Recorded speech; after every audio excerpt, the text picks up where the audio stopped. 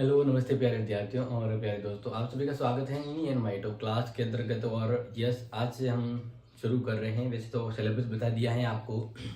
अब हम बात करेंगे सीधी से अपने टॉपिक के ऊपर, ठीक है। तो समाजशास्त्र की क्लास आज से विधिवत शुरू हो रही है और हम यूनिट वाइज पढ़ेंगे ताकि आपकी टोटल सीरियल से पूरा सिलेबस है वो आपको मिल पाए। कभी कभार कोई स्टूडेंट बाद में भी आता है तो उसको पूरे सीरियल से स्टार्टिंग से एंड तक क्या सिलेबस में क्या टॉपिक पढ़ा है वो मिल सके। तो इसी दरमियान आज हम फर्स्ट यूनिट शुरू करने वाले हैं, जिसमें फर्स्ट यूनिट आपको पहले लिखवा दिया है, वैसे समझा दिया सिलेबस, फिर भी फर्स्ट यूनिट में क्या पढ़ने वाले हैं वो बता है कि समाजशास्त्र, प्रकृति और दायरा, इसके अलावा अन्य सामाजिक विज्ञान के साथ समाजशास्त्र का अन्य विज्ञान सामाजिक विज्ञान के साथ संबंध, जैसे बात करें सामाजिक मानव विज्ञान, अर्थशास्त्र और राजनीति विज्ञान, इनके साथ समाजशास्त्र का क्या संबंध है वो हम जानेंगे और काफ़ी इम्पोर्टेंट होने वाला है। तो इसी तरह से हम पढ़ेंगे और हर यूनिट के 4 से 5 अलग अलग पार्ट बनेंगे, जिसमें इसको पूरी तरह से पूरे यूनिट के चैप्टर को, उसके डिटेल को किया जाएगा कंबाइंड। तो अब देखते हैं आगे टॉपिक।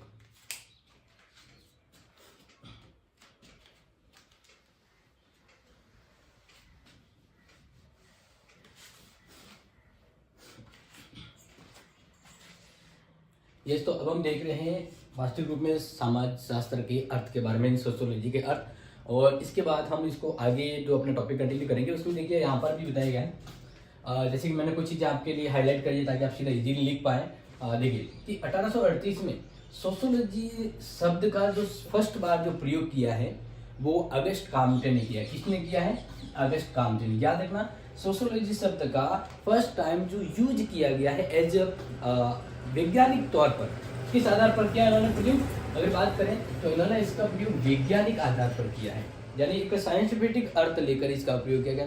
तो जब शुरुआत इन्होंने की है तो इस वजह से जिस प्रकार से राजनीति विज्ञान के जनक अरिस्टो को कहा जाता है, उसी प्रकार समाजशास्त्र के जो जनक है वो काम्टे को, अगस्त काम्टे को ही समाजशास्त्र के जनक के तौर पे माना जाता है।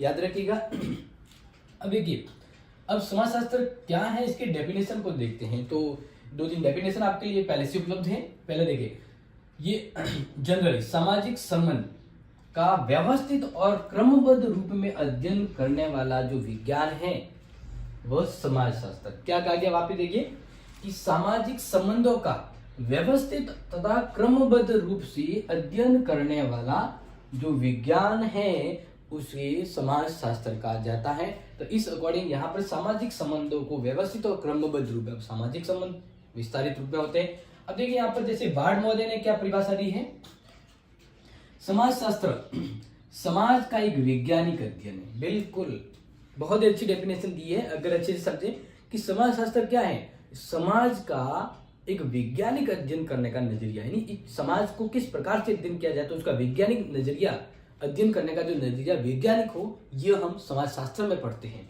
तो बहुत ही अच्छी डेफिनेशन है। आगे क्यूबर की डेफिनेशन देखें, समाजशास्त्र को मानवीय संबंधों के वैज्ञानिक ज्ञान की व्यवस्था है। यानी कुल मिलाकर यहाँ पर समाज और वैज्ञानिक अध्ययन आ रहा है, ठीक है ना। तो ये बहुत इंपॉर्टेंट बताया गया है कि समाजशास्त्र को मानव संबंधों के वैज्ञानिक ज्ञान की व्यवस्था के रूप में परिभाषित किया जा सकता है, परिभाषित किया जा सकता है। एंड लास्ट में हॉबहाउस की परिभाषा है कि समाजशास्त्र की विषय वस्तु मानव मस्तिष्क में उत्पन्न होने वाली अंत क्रिया है। मानव मस्तिष्क में अंत क्रिया यानी सामाजिक संबंध, आर्थिक संबंध। तो ये विभिन्न प्रकार के समाज के मध्य जो संबंध पाए जाते हैं उनका अध्ययन हम समाजशास्त्र में करते हैं। तो यही एक समाजशास्त्र की डेफिनेशन है। समझ में आ गया होगा? बिल्कुल, बहुत अच्छे से। अब देखिए आगे बढ़ते हैं और अब बारी हम देखते हैं कि समाजशास्त्र की प्रकृति देखते हैं, नेचर, ठीक है। समाजशास्त्र की प्रकृति देखते हैं और ये बहुत ही इजीली मैं आपको इसको समझाने वाला हूँ, तो नोट भी करते जाइएगा, ठीक है। और अब धीरे धीरे आपके लिए क्लासेज अवेलेबल होती जाएगी, तो अदर फ्रेंड्स को भी इनवाइट कर लीजिएगा कि क्लासेज कंटिन्यू हैं और जल्द से जल्द क्लास के नोट्स भी बनाना शुरू कर दें।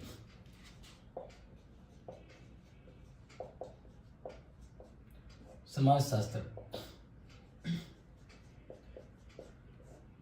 अब हम प्रकृति को देखने वाले, ठीक है। प्रकृति कहने का मतलब समाजशास्त्र को हम क्या कहते हैं? विज्ञान कहते हैं। समाजशास्त्र क्या कहते हैं? विज्ञान। तो अब यहाँ पर हम वही देखने वाले हैं कि किन आधार पर समाजशास्त्र को विज्ञान का दर्जा दिया जा सकता है या क्या ऐसे पर? देखिए, सबसे पहले हम बात करते हैं कि समाजशास्त्र का विश्लेषण करने में काफी जो विद्वान हैं वो ये कहते हैं कि समाजशास्त्र है वो विज्ञान नहीं है, लेकिन कुछ कहते हैं। तो अब यहाँ पर मैं आपको बताऊंगा कि अगस्ट काम्टे ने, अब याद रखें, एक विद्वान पॉपुलर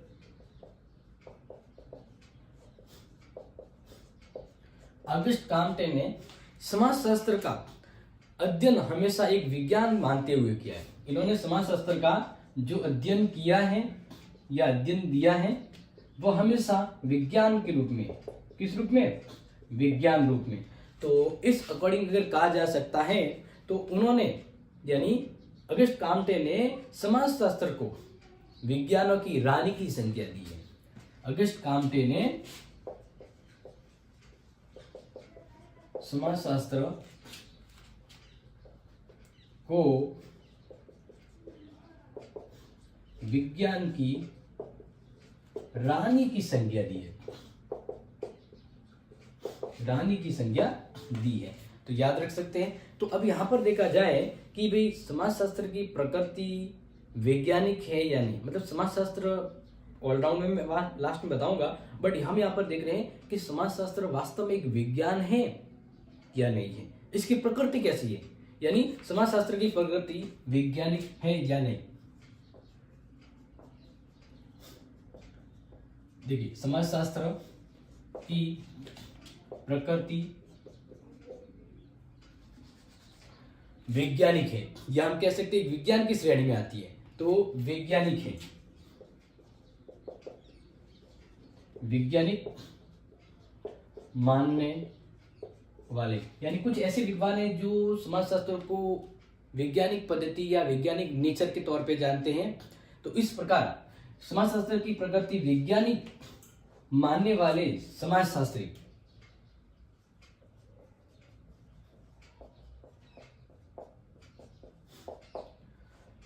समाजशास्त्रियों के मैं नाम बता देता हूं, समाजशास्त्रियों के नाम, क्योंकि एग्जाम में आ सकता है कि किन समाजशास्त्रियों के द्वारा समाजशास्त्रियों को एक वैज्ञानिक दर्जा दिया गया है। ठीक है, तो ये एग्जाम में आ सकता है। तो सबसे पहले तो आपको पता होगा Auguste Comte, Auguste Comte, Durkheim, ये पॉपुलर विद्वान है क्योंकि इनका बार बार जिक्र आएगा, दुर्खिम। फिर इसके अलावा वेबर, पेरेटो, क्योंकि ये जब हम इनका विश्लेषण करेंगे तो इसमें इनको ही पढ़ेंगे, पेरेटो, पार्सन और मर्टन।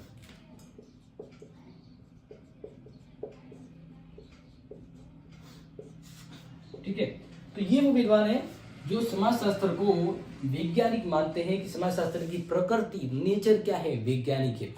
इसके अलावा कुछ ऐसे विद्वान भी है, समाजशास्त्री भी हैं जो कहते हैं कि भाई समाजशास्त्र विज्ञान नहीं है,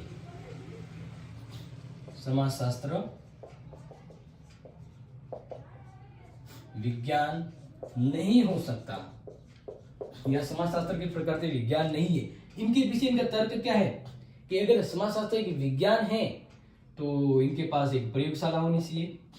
क्या होनी चाहिए? प्रयोगशाला। और ये तो वो बात तो सही है कि भाई एक विज्ञान होती है उसके पास प्रयोगशाला होती है। ठीक है, एक प्रयोगशाला होनी चाहिए। और अगर एक विज्ञान होता है तो जब प्रयोग करता है तो उसकी भविष्यवाणी की जा सकती है। क्या की जा सकती है? भविष्यवाणी की जा सकती है। ये बात कहने का मतलब सही है। इसके अलावा यहाँ पर ये भी कहा गया है कि सामग्री को मापने में, यानी कहें कि अपनी विषय सामग्री,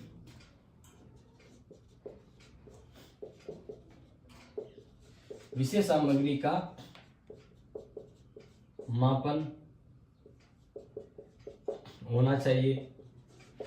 तो ये तर्क देते हैं कुछ समाजशास्त्री, समाजशास्त्र को विज्ञान का दर्जा नहीं देते हैं। क्यों? यानी कुछ आलोचक है, समाजशास्त्र में कहे विद्वान कह सकते हैं, वो कहते हैं समाजशास्त्र में प्रयोगशाला नहीं, इसकी भविष्यवाणी नहीं की जा सकती, विषय सामग्री का मापन होना चाहिए, वो नहीं हो पाता। इस वजह से कुछ विद्वान हैं वो समाजशास्त्र की प्रकृति के रूप में सवाल उठाते कि वैज्ञानिक प्रकृति की नहीं है। तो अब यहाँ पर हम एक दो पक्ष देख लेते हैं। ठीक है, यानी हम सबसे पहले ये देखेंगे कि वे विद्वान या वे कुछ चीजें जो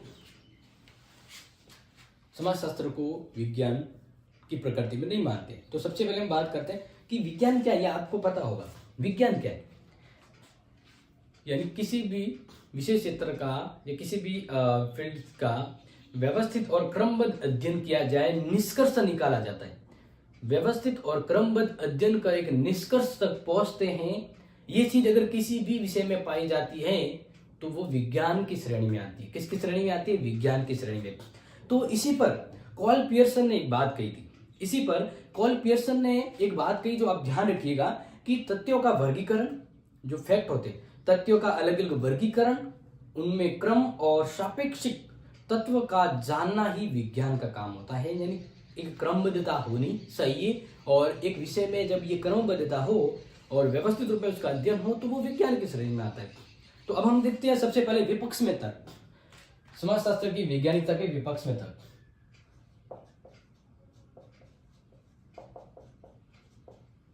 समाजशास्त्र की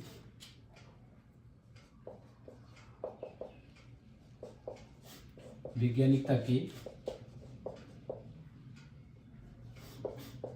विपक्ष में तर्क। ठीक है, विपक्ष में तर्क। विपक्ष में तर्क कहने का मतलब है कि वे तर्क जो कहते हैं कि समाजशास्त्र विज्ञान की श्रेणी में नहीं आता है। तो सबसे पहला जो तर्क है वो जब भी मैंने अभी बताया था कि समाजशास्त्र में प्रयोगशाला का अभाव।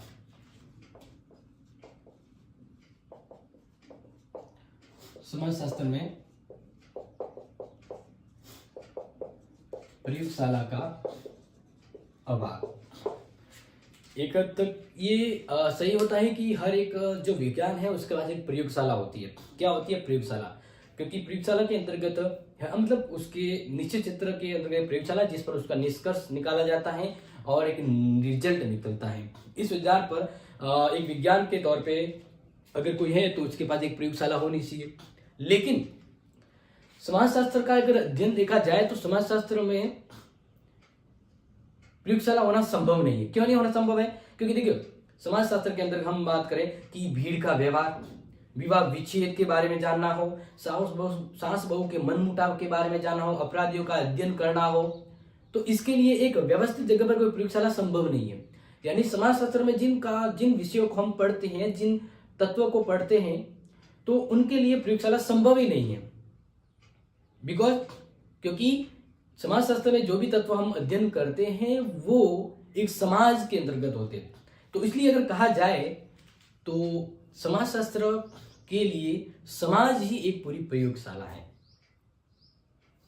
उनका कहना है कि भाई प्रयोगशाला होनी चाहिए, लेकिन अगर सही से देखा जाए तो समाजशास्त्र के लिए जो पूरा समाज है वही उसकी प्रयोगशाला है और वहीं पर उसके निष्कर्ष और निर्णय निकलते हैं और ये पता लगता है कि कौन सी व्यवस्था या कौन सा नियम आगे बढ़ेगा। तो इस प्रकार से यहाँ पर मैंने इस प्रयोगशाला का अभाव का वापस उत्तर भी आपको बताया है, नोट कर लिया होगा। ठीक है, मैं लाइन भी बता देता हूं कि समाज ही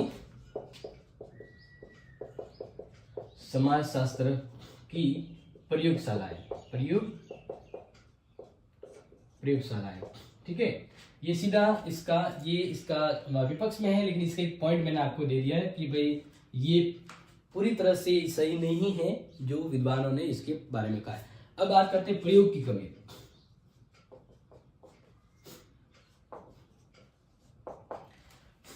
बाकी जो विज्ञान समाजशास्त्र को विज्ञान नहीं मानते हैं उनका कहना है कि भाई इसमें प्रयोग नहीं होते, प्रयोगों की कमी। जैसे साइंस जो होती है, नेचुरल प्राकृतिक जो साइंस होती है, उसमें अलग अलग एलिमेंट को मिलाकर उसका प्रयोग किया जाता है, निष्कर्ष निकाला जाता है। एक ही प्रयोग में जो रिजल्ट आ रहा है उसको 1000 बार करोगे तो उसका रिजल्ट भी वही निकलेगा। इस प्रकार से एक प्राकृतिक विज्ञान होती है तो उसमें प्रयोग किए जाते हैं। क्या किए जाते हैं? इसमें प्रयोग किए जाते हैं। जैसा कि स्पॉट ने कहा यदि आप प्रयोग नहीं कर सकते तो आप नाप तोल नहीं कर सकते, और अगर आप नाप तोल नहीं कर सकते तो एक धारणा स्थापित नहीं कर सकते, तो इस आधार पर आप इंजीनियर को कैसे आश्रित करोगे, इस आधार पर उसे विज्ञान कैसे कह सकते हो। तो यहां तक ये कह सकते हैं कि भाई विज्ञान के तौर पे उसमें प्रयोग होना चाहिए। लेकिन अगर देखा जाए तो जैसे बात करते हैं कि समाजशास्त्र एक भौतिक विज्ञानों की भांति समाजशास्त्र एक भौतिक विज्ञानों की भांति प्रयोग और पूर्व कथन नहीं किया जा सकता कि भाई पहले डिसाइड नहीं होता, लेकिन अगर देखा जाए तो मानव व्यवहार इसके अलावा मानव संबंधों की सामग्री जिसका अध्ययन समाजशास्त्र में किया जाता है। समाजशास्त्र में मानव से संबंधित सामग्री का अध्ययन किया जाता है। तो ये बड़ी विचित्र और अनिश्चित चीज है, लेकिन अगर इसको सही से देखा जाए तो समाजशास्त्र में भले ही प्रयोग न किया जाए, लेकिन समाज ही इसकी प्रयोगशाला है, तो उसी में ये अपना निष्कर्ष भी निकाल सकता है। अन्य सामाजिक संबंधों के साथ, या बात करें कि अन्य जो सामाजिक विज्ञान हैं उनके साथ संबंध स्थापित हो पाता है। जैसे हम बात करें कि विभिन्न सामाजिक अंतक्रिया होती है, संबंध विच्छेद होता है, दशाएं होती है, तो उनका परिणाम निकाला जाता है, उसका अध्ययन किया जा सकता है। तो इस प्रकार से समाजशास्त्र के लिए समाज प्रयोगशाला है, तो यहाँ पर नित समय पर नए नए प्रयोग भी संभव है। ठीक है। तीसरा जो विपक्ष में तर्क है वो है कि भविष्यवाणी करने में असमर्थ।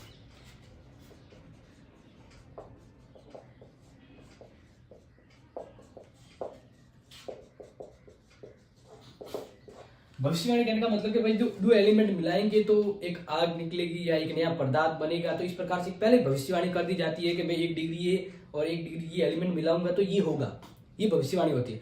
तो क्या समाजशास्त्र में ऐसी भविष्यवाणी कैसे हो सकती? समाजशास्त्र में ऐसी भविष्यवाणी कर ही नहीं सकते। तो यहाँ पर कहें कि भविष्यवाणी करने की योग्यता न केवल समाजशास्त्र में बल्कि प्राकृतिक और भौतिक विज्ञानों तक भी पाई जाती है। समाजशास्त्र का देखो प्राकृतिक विज्ञान में पाई जाती है, इवन भौतिक विज्ञान में पाई जाती है और समाजशास्त्र में भी पाई जाती है। क्यों? जैसे देखा जाए तो विज्ञानों की भांति भविष्यवाणी गलत परिणाम होता है, क्योंकि भविष्यवाणी की जाए रिजल्ट नहीं भी आता है। तो इस आधार पर देखा जाए तो पूर्वानुमान यानी पहले अनुमान करना या हम कहें भविष्यवाणी करना, तो एक सीमित समझ के बावजूद भी सभी प्राकृतिक तथा भौतिक विज्ञानों को विज्ञान माना जा सकता है। तो समाजशास्त्र को विज्ञान क्यों नहीं माना जा सकता? क्योंकि पूर्व कथन तो हम यानी समाजशास्त्र भी अपनी सामाजिक प्रयोगशाला के अंतर्गत पूर्व कथन कर सकता है, भविष्यवाणी कर सकता है। ये एक बात सभी विज्ञानों में पाई जा सकती है। तो इस प्रकार भविष्यवाणी करने में असमर्थ नहीं है, समर्थ है, ये कर सकता है। नेक्स्ट जो पॉइंट है जो इसकी आपत्ति के रूप में है, तो वो है इसकी कमी के बारे में। तो सामाजिक घटनाओं की जटिलता,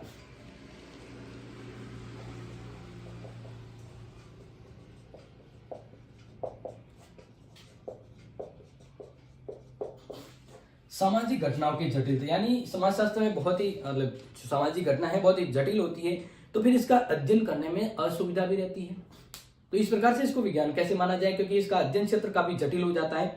तो यहाँ पर अगर कहा जाए तो समाजशास्त्र घटनाओं की जटिलता और परिवर्तनता के कारण ही बहुत से विद्वान इसे विज्ञान नहीं मानते कि भाई इसमें जो अध्ययन है बहुत जटिल और क्रमबद्ध नहीं हो पाता है। लेकिन परंतु अगर देखा जाए तो सामाजिक घटनाओं की जटिलता समाजशास्त्र के एक विज्ञान होने में किसी प्रकार की बाधा नहीं रख सकती। आप ये नहीं कह सकते भाई सामाजिक घटनाओं का अध्ययन करना बहुत जटिल है इस वजह से ये विज्ञान नहीं, इस आधार पर इसे विज्ञान होने से नकारा नहीं जा सकता है। ठीक है। पांचवा जो इसके विपक्ष में जो तर्क आया वो एक घटनाओं की कमी का मापन की कमी, या हम बात करें कि कार्यकरण संबंध का अभाव।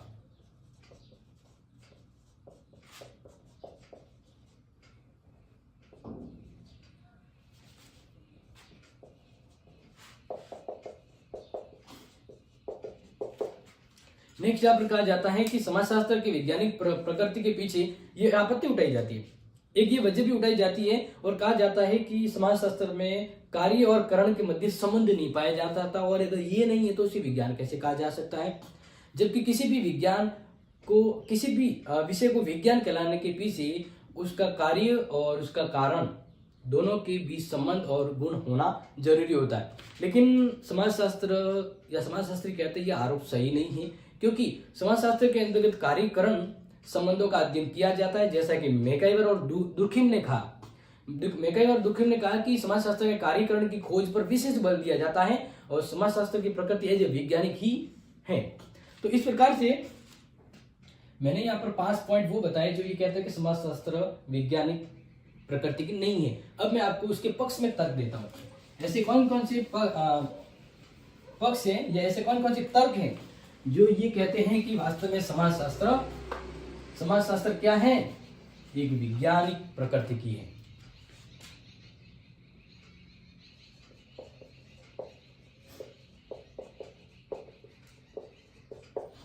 वैज्ञानिकता के पक्ष में तर्क, ठीक है। तो सबसे पहला जैसे बात करें तो मैक्स वेबर ने कहा कि समाजशास्त्र वह विज्ञान है जो सामाजिक क्रियाओं की व्याख्या करते हुए उसे समझने की चेष्टा करता है। सामाजिक विज्ञान सामाजिक गतिविधियों को समझने की और उसे व्याख्या करने की चेष्टा करता है। तो इस अकॉर्डिंग ये समाज विज्ञान वैज्ञानिकता की श्रेणी में आ सकता है। और ऑर्डम ने भी कहा है, ऑर्डम महोदय ने कहा कि समाजशास्त्र वह विज्ञान है, समाजशास्त्र वह विज्ञान है जो समाज का अध्ययन करता है। तो यह समाज प्रयोगशाला हो जाती है उसके लिए। तो इस अकॉर्डिंग यहाँ पर इसके पॉइंट टू पॉइंट देखें तो सबसे पहला वैज्ञानिक पद्धति का प्रयोग।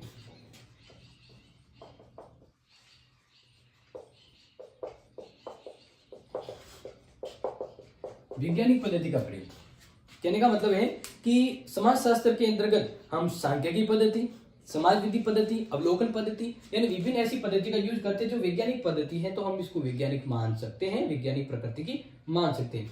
देखिए इसके अंदर कुछ पद्धतियों का जो यूज करें, जैसे सांख्यिकी पद्धति, सांख्यिकी पद्धति आंकड़ों का सांख्यन करना। इसके अलावा बात करें समाज मिति या अवलोकन पद्धति,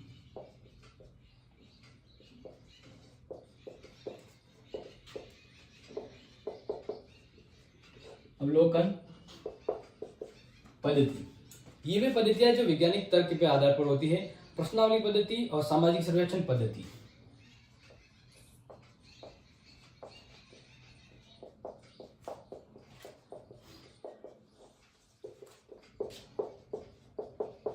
सर्वेक्षण पद्धति। एंड देन एक लास्ट हम बात करें यहाँ पर, तो इसके अलावा हम ये भी कह सकते हैं कि इसमें व्यक्तिगत जीवन पद्धति का या साक्षात्कार पद्धति का भी अध्ययन किया जाता है। तो इस प्रकार पर जब हम ये पद्धतियां यूज करते हैं तो ये सभी वैज्ञानिक पद्धतियों की श्रेणी में आती है।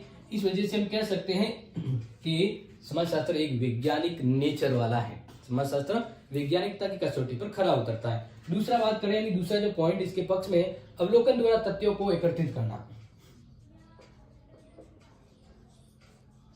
अवलोकन द्वारा तथ्यों को एकत्रित करना। यहां पर देखिए अवलोकन द्वारा, अवलोकन कहने का मतलब किसी भी समाज के अंतर्गत हम जब किसी भी तत्व का अध्ययन करते हैं तो पहले उसका अवलोकन करते हैं, अवलोकन करने के बाद उसका डाटा एकत्रित करते हैं और इसके बाद उस पर निष्कर्ष निकालते हैं। तो ये जो तरीका है व्यवस्थित अध्ययन करने का और निष्कर्ष निकालने का, ये वैज्ञानिकता की पहचान है। किसकी पहचान है? वैज्ञानिकता की पहचान है। तो इस वजह से कह सकते हैं कि भाई इसकी नेचर प्रकृति वैज्ञानिक है। तीसरा बात के तथ्यों का वर्गीकरण और विश्लेषण किया जाना, तथ्यों का वर्गीकरण एवं विश्लेषण किया जाना।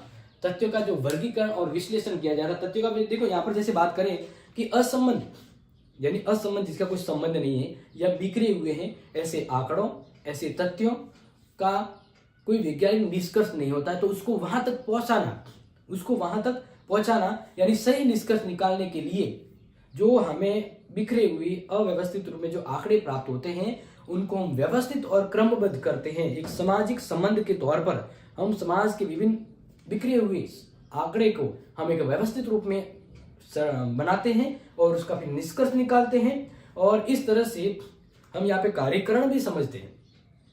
तो अगर देखा जाए तो समाजशास्त्र को विज्ञान मानने का ये सबसे प्रमुख कारण है कि अव्यवस्थित आंकड़ों को क्रमबद्ध और व्यवस्थित कर हम एक निष्कर्ष निकालने पर पहुंचते हैं। इस अकॉर्डिंग यहाँ पर अगर देखा जाए तो तथ्यों का वर्गीकरण और विश्लेषण किया जाता है और यही पहचान से वैज्ञानिकता की श्रेणी में लेके आती है।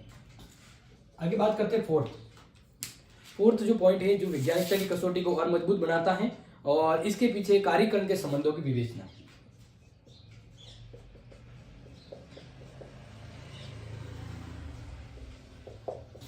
कार्यकरण के पीछे यानी कार्यकरण जो होता है, तो हम यहाँ पे सीधी सी बात करेंगे कि कार्यकरण यानी कार्य जो हो रहा है उसका क्या परिणाम होगा, उसका क्या संबंध होगा। तो कार्यकरण के संबंधों की विवेचना।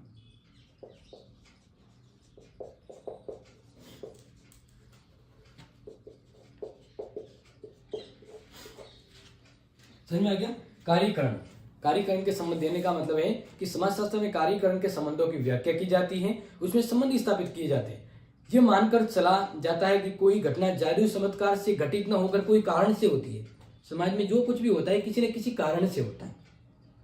तो अब समाज में कोई संबंध विच्छेद हुआ है, कोई परिवर्तन हुआ है, तो क्यों हुआ है, उस घटना का पता लगाया जाता है और समाजशास्त्री का ये काम होता है और इस आधार पर ये एक व्यवस्थित नजरिया देते हैं। तो यानी समाजशास्त्री जो कार्य करते हैं उसका कार्य और करण में संबंध पाया जाता है। ठीक है।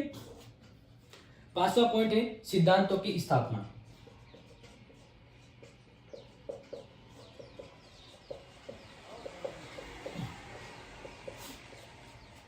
आपको मैं समझाते हुए जो बता रहा हूं ना वही पॉइंट आपको भी इसमें भी लिखना है। ठीक है, क्योंकि टाइम शॉर्ट और वीडियो बड़ा ना हो जाए इसलिए पॉइंट को ही समझाने का प्रयास कर रहा हूं। देखिए अब यहाँ पर देखा जाए तो सिद्धांतों की स्थापना, हर एक विज्ञान जो होती है उसके अपने खुद के सिद्धांत होते हैं। तो यहाँ पर जिस प्रकार से कार्यकरण संबंध स्थापित किए जाते हैं और एक निर्णय पर पहुंचा जाता है, तो इसके बाद समाजशास्त्र सिद्धांत स्थापित करता है। क्या स्थापित करता है? सिद्धांत। तो घटनाओं के पारस्परिक संबंध जब ज्ञात हो जाते हैं, जब घटनाओं का व्यवस्थित अध्ययन क्रमबद्ध व्यवस्थित रूप में प्राप्त हो पाता है, तो इन्हीं निष्कर्षों के आधार पर जो समाजशास्त्री है वो वैज्ञानिक नियमों और सिद्धांतों का निर्माण करते हैं। यानी समाजशास्त्र के लिए वैज्ञानिक नियमों और सिद्धांतों का निर्माण कर सकते हैं। इसलिए समाजशास्त्र में सिद्धांतों की स्थापना हो सकती है और यही कारण है कि इसे वैज्ञानिक कहा जा सकता है। इसके अलावा समाजशास्त्र द्वारा अगर देखा जाए तो समाजशास्त्र द्वारा क्या है का अध्ययन किया जाता है।